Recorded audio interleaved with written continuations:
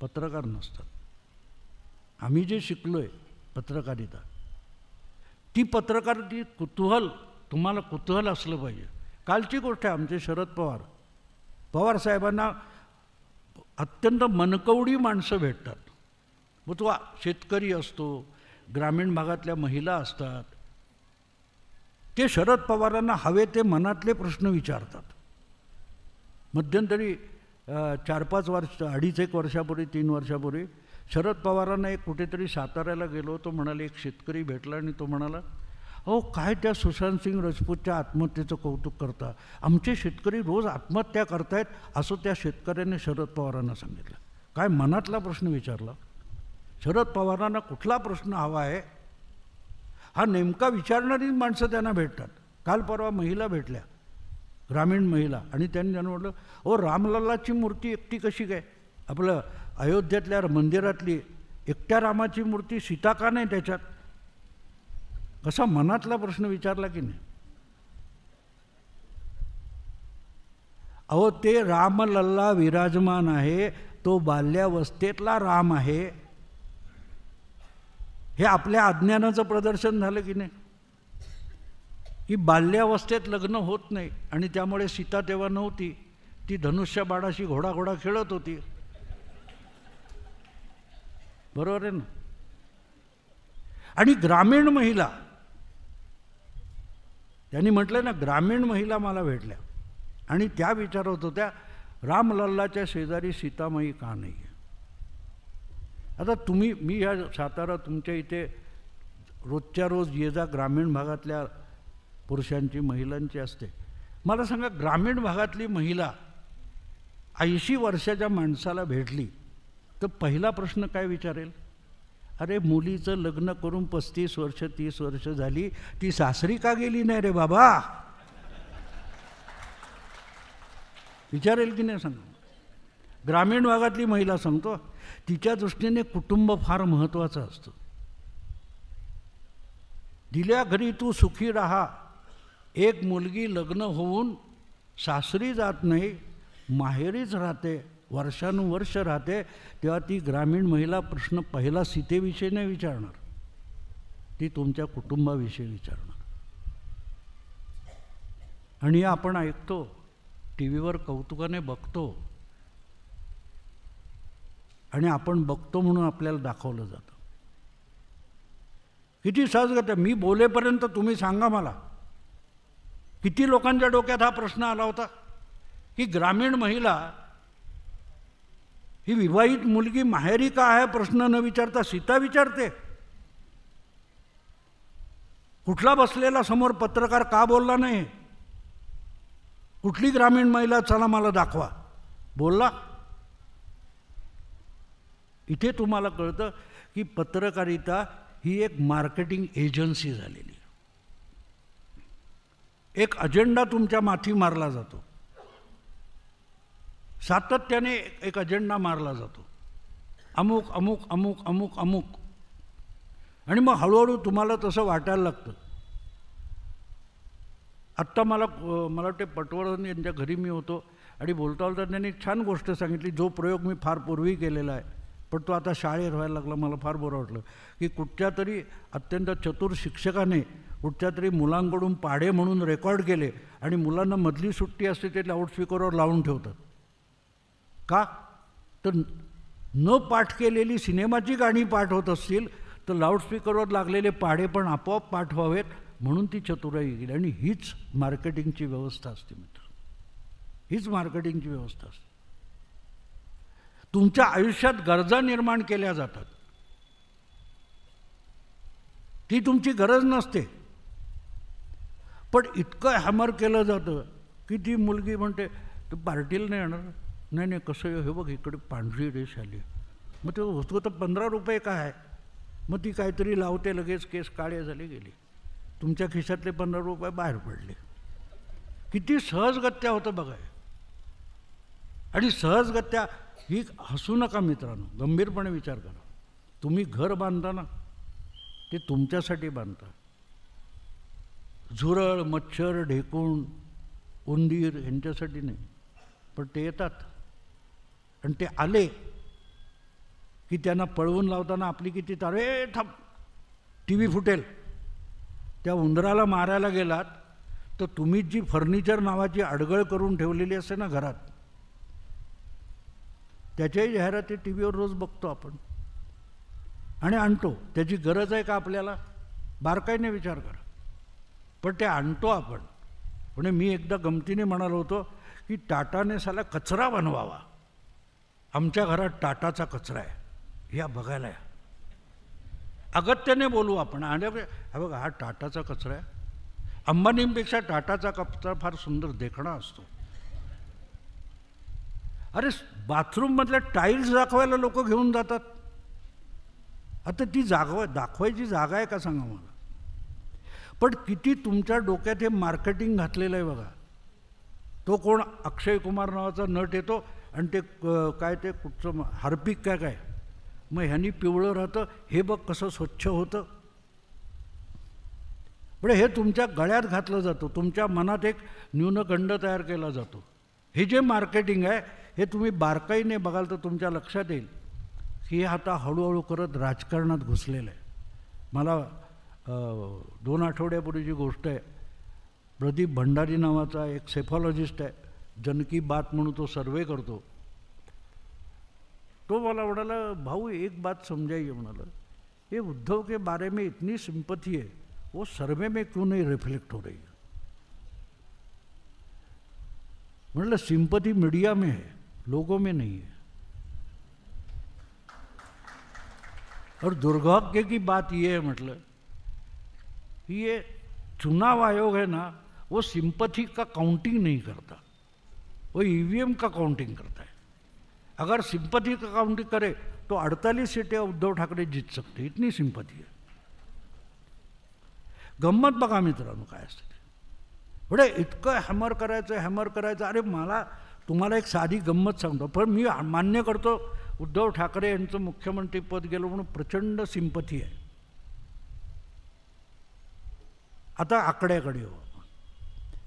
शिवसेनेच्या इतिहासामध्ये 16 ते 19-20% पलीकडे शिवसेनेला कधीही मतं मिळालेली नाहीत. कधीही मतं मिळालेली नाहीत. त्यामुळे सगळी सिंपथी असली तरी ती 20% येऊन अडते. 20% निवडणुकीत जागा जिंकता येतात मित्रांनो? सांगा. 20% नाही जिंकता येत. आणि आता तर शिंदे 3% तर काढतील बाजूला, उरली 17%. पण सिंपथी असं ओरडलं की आपल्याला वाटतं हां असेल बाबा, काय सांगता येत नाही. कारण आपण विचार करत नाही. अनेक गोष्टी आपण ऐकतो तेव्हा इतक्या तरलपणे ऐकतो. अगदी साधी गोष्ट असे, तुम्हाला गल्लत कशी होते. एक गोष्ट घरातली तुम्ही कुठेतरी एका जागी ठेवलेली असते आणि जपून ठेवलेली असते, आणि जी जपून सुरक्षित ठेवलेली असते ना, तीच वस्तू खरी आवश्यक असते तेव्हा मिळतच नाही. आणि पण इथे तर ठेवली होती. मग घरात भांडणं काय इथे होती ना, मला आठवतं मी इथे ठेवली होती. ह्याच्यावरून भांडणं होतात आणि शेवटी ते सापडत नाही, विषय संपून जातो आणि 2 तासांनी ती वस्तू सापडते. आणि सापडते तेव्हा आपल्याला इतका धक्का बसतो, अरे मी इथे शोधलं होतं तेव्हा नव्हती, ती तिथेच होती. पण तुम्ही ती वस्तू बघतच नव्हता. का माहिती आहे? कारण तुम्ही ती गोष्ट शोधत होता. शोधत असता तेव्हा ती गोष्ट तुमच्या डोळ्यांना दिसते पण तुम्ही बघत नाही. हा गमतीशीर गोष्ट आहे मित्रांनो. डोळ्यांना दिसतं पण आपण बघत नाही, कारण बघणारा मेंदू असतो, डोळे बघत नाहीत. डोळे त्या वस्तूपासून निघणारे प्रकाश किरण डोळ्यात पाठवतात आणि डोळ्याचे सिग्नल्स मेंदूपर्यंत जातात. मेंदूला पाहिजे तर मेंदू बघतो, त्यामुळे ती गोष्ट समोर आहे, पण मेंदू बघायला तयार नसतो, कारण मेंदू शोधत असतो. आणि शोधता तेव्हाच ती गोष्ट मिळत नसते. आणि हे मी माझं स्वतः सांगतो, समजू नका. न्यूयॉर्कमध्ये एक फार मोठा डिटेक्टिव्ह होऊन गेला. त्याचं एक पुस्तक आहे, फार सुंदर पुस्तक आहे. बडे हे गोविंद पानसरे, दाभोळकर असले केसेस त्याच्याकडे, आणि ज्या कोणाला सुटत नाही तो सोडवून दाखवायचा. त्याचं एक फार सुंदर वाक्य म्हणतो, ऑब्व्हियस इज ओव्हरलुक्ड. म्हणजे जे समोर आहे तेच दिसत नाही, ते आपण नजरे आड करतो. आता हा कोण आहे डिटेक्टिव्ह तुम्हाला गंमत वाटेल. हा मुळात डिटेक्टिव्ह नव्हता, तो ट्रॅफिक पोलीस होता. तो डिटेक्टिव्हमध्ये आला कसा, डिटेक्टिव्ह डिव्हिजनमध्ये आला कसा. एकदा तो ट्रॅफिकमध्ये काम करत असताना एका बाईची त्यांनी गाडी अडवली आणि डॉक्युमेंट्स मागितली, लायसन्स मागितलं. त्या बाईने फटाफट काढून दिलं. एव्हरीथिंग वॉज ओके, काही प्रॉब्लेम नाही. तरी तो म्हणाला नाही पोलीस स्टेशनला चल. तो त्या बाईला पोलीस स्टेशनला घेऊन आला आणि त्या डिटेक्टिव्हना म्हणाले, बाई बघा जाऊ भानगड आहे काहीतरी. म्हणे काय भानगड आहे. नाही गडबड आहे काहीतरी. तो म्हणे काय गडबड आहे. नाही तुम्ही बघा म्हणे, शोधा, मी ट्रॅफिक पोलीस आहे, तुम्ही बघा. तर ते बघतात, ते कागदपत्र सगळं ओके, काय प्रॉब्लेम आहे. शेवटी तो त्यांना सांगतो, ही बाई आहे का बघा. मला ही बाई वाटत नाही. ते हैराण झाले. मग लेडी पोलीस बोलवलं आणि झडती घेतली. खरोखरच ती बाई नव्हती. तो 2 वर्ष वॉन्टेड असलेला एक गुन्हेगार होता. पण त्याने इतका सुंदर मेकअप केलेला, डॉक्युमेंट्स इतकी परफेक्ट होती. शेवटी त्या डिटेक्टिव्हनी त्याला विचारलं, यार आम्ही झडती घेतलं, आम्ही पण त्याला सोडलं असतं, तू का पकडून आणलं आणि बाई नाही तुला कसं कळलं. तो म्हणाला 8 वर्षाचा अनुभव आहे ट्रॅफिकमधला. तो म्हणजे ट्रॅफिकचा अनुभवाचा काय संबंध आला. नाही तोच महत्त्वाचा आहे म्हणाला. 8 वर्षाचा ट्रॅफिकचा अनुभव माझा असं सांगतो की कुठल्याही महिलेला तिच्या पर्समधली कुठलीही वस्तू काढून द्यायला सांगा, कमीत कमी 2 मिनटं लागतात. ह्यांनी 15 सेकंदात मला लायसन्स दाखवलं, तेव्हा मला कळली ही बाई नाही म्हणून. हा अनुभव आहे माझा. बाकी डिटेक्टिव्ह मला काही कळत नाही. त्यांनी त्याला उचलून डिटेक्शनमध्ये आणला. पुढे 32 वर्ष तो डिटेक्टिव्हमध्ये होता आणि अशा सगळ्या. आणि तो म्हणतो की पहिल्यांदा अशा केसेस आल्या की मी विसरतो की मी डिटेक्टिव्ह आहे. मी कॉमन मॅन होतो आणि मला जे आहे ते दिसायला लागतं, आहे ते दिसायला लागतं. आणि ही गोष्ट लक्षात घ्या मित्रांनो, किती नकळत तुमच्या डोक्यात काही गोष्टी घातल्या जात असतात, मारल्या जात असतात. आणि हे सगळे करतात. हे इकडचे राजकारणी, तिकडचे राजकारणी, ते सगळे चतुर असतात. आणि मोदी शाह तर या सगळ्यामध्ये जास्त चतुर आहेत. आता गंमत बघा, एक 2 महिने मागे जा, 2 महिने मागे गेलात तर तावातावात INDIA आघाडी तयार झाली. पाटण्याला बसले, बंगलोरला बसले, मुंबईला बसले. 3 महिने गायब झाले. मग त्या विधानसभांचे निकाल लागले, दिल्लीत बसले. तर मला एका यूट्यूबवाल्यांनी इंटरव्ह्यू घेतला. तो मला ये आगे क्या होगा. म्हटलं क्या होगा. ये बैठ रहे, खड़ा होने की बातें नहीं कर रहे. लड़ने के लिए, दौड़ने के लिए खड़ा रहना पड़ेगा ना.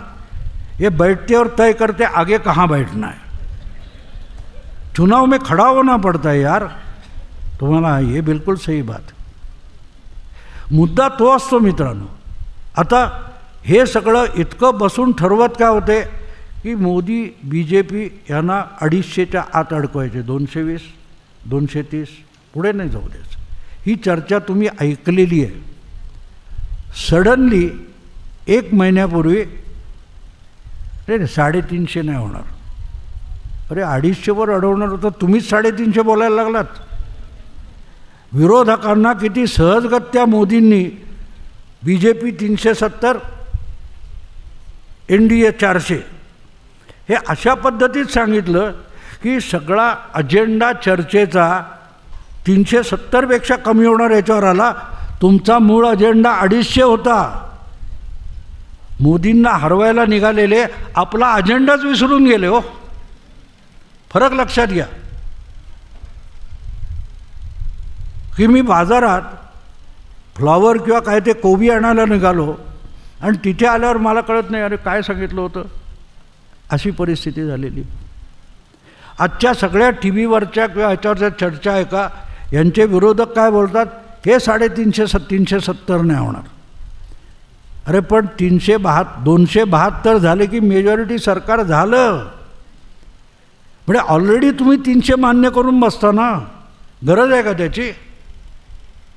किती सहजगत्या मोदी शहांनी यांचा अजेंडा बदलून टाकला. मला तो अमोल पालेकरचा सिनेमा होता, अमोल पालेकर आणि उत्पल दत्त, गोलमाल मला वाटते त्याचं नाव होतं, तो आठवतो. तो उत्पल दत्त कायम बुद्धिबळ खेळत असतो आणि काय त्या सोंगट्या हलवतो आणि मग समोर जाऊन तोच बसतो आणि तिकडची बाजू पण तोच खेळतो. मोदी शहा विरोधकांचं पण राजकारण खेळतात, सत्ताधाऱ्यांचं पण खेळतात, दोन्हीकडचा अजेंडा तेच ठरवतात. आपल्या लक्षात येत नाही मित्रांनो, आपल्या हे लक्षात येत नाही. आणि इथे ज्या वेळेला तुम्ही लढायला उभे राहता तेव्हा तुम्हाला समोरचा माणूस कोण आहे माहिती असावं लागतं.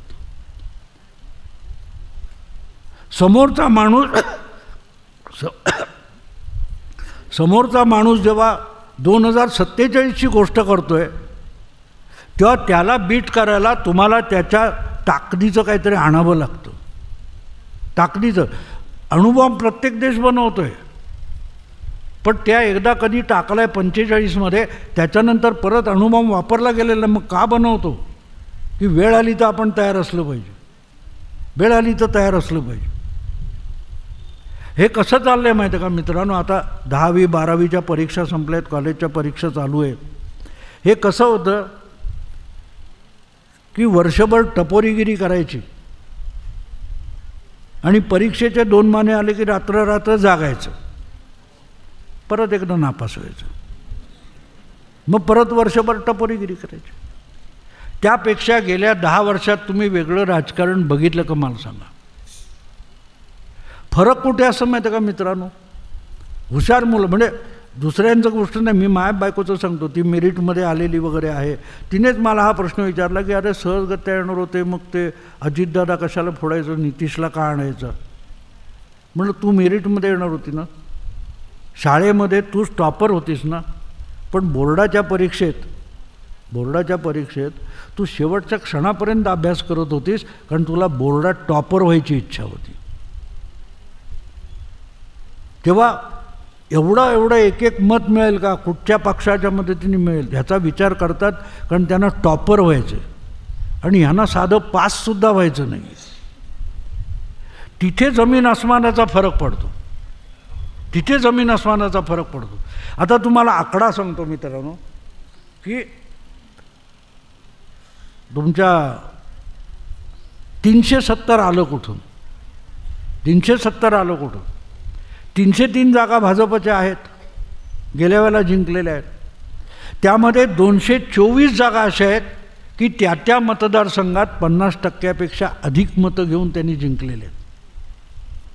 आणि त्यावेळेला सुद्धा विरोधकांची आघाडी असती त्या मतदारसंघात, तरी त्या 224 जागा 5 वर्षापूर्वीसुद्धा जिंकल्या असत्या. म्हणजे इंडी आघाडी बनवून त्या 224 जागांना धक्का लागायची परिस्थितीच नाही आहे. पण त्या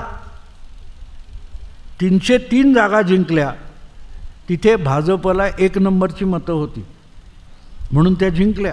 आपल्याकडे पद्धत जी आहे मतमोजणीची की सगळ्यात जास्त 1 नंबरची मतं मिळेल तो निवडून आला. आता गंमत अशी आहे की 1 नंबरच्या 303 जागा होत्या, पण भाजप जिथे 2 नंबरने पडला अशा जागा 72 होत्या. आता गणित सोपं आहे, 303 अधिक 72 करा, किती होता आकडा? 375. कळलं तुम्हाला? 375 होतं. हे जे टॉपर होणारी मुलं असतात ना, त्यांचा अभ्यास 4 महिने आधी संपतो सिलेबस, त्याच्यानंतर प्रश्नपत्रिका सोडवत बसतात, त्या तपासून बघतात कुठचं चुकलं आहे, मग हे दुरुस्त कर, ते दुरुस्त कर. अशा प्रश्नपत्रिका ती पोरं सोडवत बसतात ज्यांना बोर्डात टॉपर व्हायचं असतं. 3 वर्ष भाजपचे लोक ह्या निवडणुकांचा बारकाईने अभ्यास करत होते आणि हरलेल्या जागांचा नाही, जिंकलेल्या जागांचा सुद्धा, की या फ्लुकने जिंकल्या आहेत का, ह्यावेळेला आलं, पुढच्या वेळेला जाईल. तर का मतं मिळाली इतकी? असे काय दिवे लावले होते की ह्या मतदारसंघामध्ये या उमेदवाराला इतकी मतं का मिळाली, याचासुद्धा अभ्यास केलेला आहे. पण विरोधकांनी आपण हरलो का याचा विचारसुद्धा केला नाही. अभ्यास नंतरची गोष्ट आहे. इथे मित्रांनो फरक पडतो. आणि मग पल्लेदार तोंडाची वाफ दवडली जाते आणि लोकशाही त्यामुळे धोक्यात येते. लोकशाही धोक्यात आली म्हणतात खरं आहे की ज्या देशामध्ये मतदाराला अल्टरनेटिव्ह उपलब्ध नसतो, आम्हाला नको आहे मोदी, आम्हाला नको आहे भाजप, आम्ही दुसरा पक्ष निवडू, तर दुसरा पक्ष असला पाहिजे ना. नसेल तर काय करणार? म्हणजे एकपक्षीय राजवट चालू राहते, कारण आमच्यासमोर अल्टरनेटिव्ह नसतो.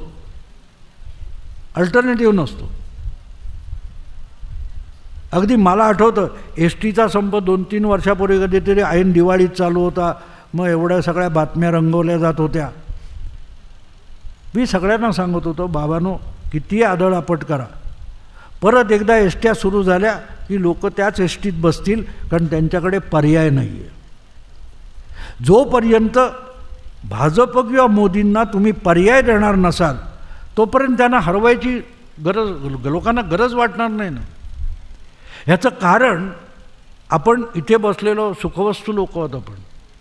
आपण या देशातल्या 70-80% लोकांकडे बघितलं, त्यांची परिस्थिती इतकी चांगली नसते आणि त्यामुळे त्यांना आयुष्यातलं स्थैर्य फार स्टॅबिलिटी फार महत्त्वाची असते. काल पहिल्या फेरीचं मतदान झालं आहे, तुम्ही बघितलं आहे, आकडे बघितले असतील बातम्यांमध्ये, की शहरी भागामध्ये 50-55% मतदान आहे आणि गडचिरोलीमध्ये त्या सगळ्या जंगली पट्ट्यामध्ये 5-5, 7-7 किलोमीटर चालत येऊन लोक मतदान करतात. तिथे 75-80% अधिक मतदान झालं. कधीतरी आमच्यासारखे जे विश्लेषक म्हणवतात त्यांनी कधीतरी याच्याकडे गंभीरपणे बघणार आहोत की नाही,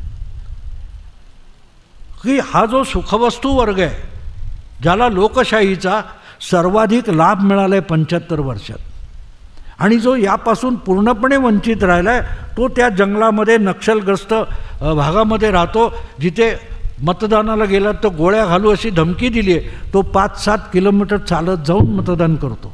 तो का करतो? तो त्या मतदानातून लोकशाही जगवतो. आणि आम्हाला 25-50 मीटरवर मतदान केंद्र आहे, आम्ही आळस करतो, कारण नाहीतरी आपल्याला फायदा मिळणार आहे. पण तो करतो याचं कारण त्याच्या आयुष्यात एक मतदान ओळखपत्र एवढंच त्याचं नागरिकत्व आहे. अभिमानाची गोष्ट आहे. तो अभिमान म्हणजे लोकशाही आहे. आणि याचा ज्यांना थांग पत्ता नाही ते लोकशाही धोक्यात आहे म्हणतात. कोणाची लोकशाही धोक्यात आहे? 4 टाळकी जे राजकारणावर बोलतात, 4 टाळकी जी निवडणुका लढवतात, ती सायलेंट मेजॉरिटी आहे. न बोलणारा प्रचंड बहुसंख्य वर्ग बोलत नाही कॅमेऱ्यासमोर येऊन, पण तो मनाशी खुणबाट मानतो. तो तुमच्या लोकशाहीची पर्वा करत नाही. त्याला माहिती आहे माझ्या गावामध्ये त्या जंगलामध्ये मला सुरक्षित राहायचं असेल तर मोदींसारखा मजबूत नक्षलवादाचा बिमोड करणारा पंतप्रधान मला पाहिजे. त्याची लोकशाही त्या पंतप्रधानाकडून सुरक्षित होत असते. मानवाधिकार म्हणून ऊर पिटणारे मला वाचवायला येणार नाहीत हे त्याला कळत असतं, आणि ती लोकशाही जगवण्यासाठी तो मतदान करतो. आणि आमच्या मुंबईत कुलाब्याला सगळा प्रचंड सुखवस्तू वर्ग आहे मित्रांनो. 28-32% अधिक मतदान होत नाही, पण तेच सगळे टी व्हीवरून लोकशाहीच्या नावाने ऊर बडवत असतात.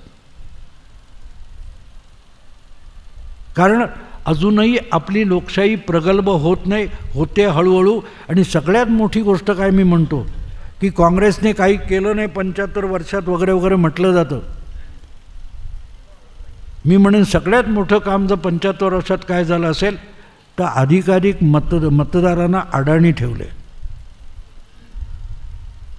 तो अडाणी व्यवहारी विचार करतो,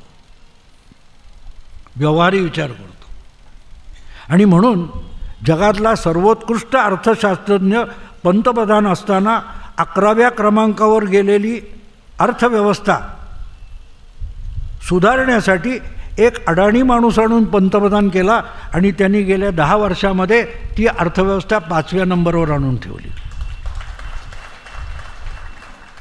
मला मित्रांनो बुद्धिजीवींची फार भीती वाटते, फार भीती वाटते. कारण माझा असा सिद्धांत आहे, जगातले सगळ्यात मोठमोठे जटिल प्रश्न बुद्धिजीवी निर्माण करतात आणि अडाणी सोडवतात. अडाणी सोडवतात.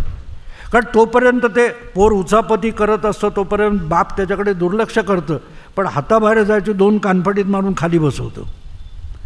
तो अडाणी मतदाराने या देशातला बहुसंख्य तो तेवढा हुशार आहे. त्याला कळतं की आणीबाणी आटोपायची असेल तर इंदिरा गांधींना पराभूत केलं पाहिजे. तो योग्य वेळेला योग्य नेता निवडून आणतो. तेव्हा आम्ही विश्लेषण काय करतो हे बाजूला ठेवा.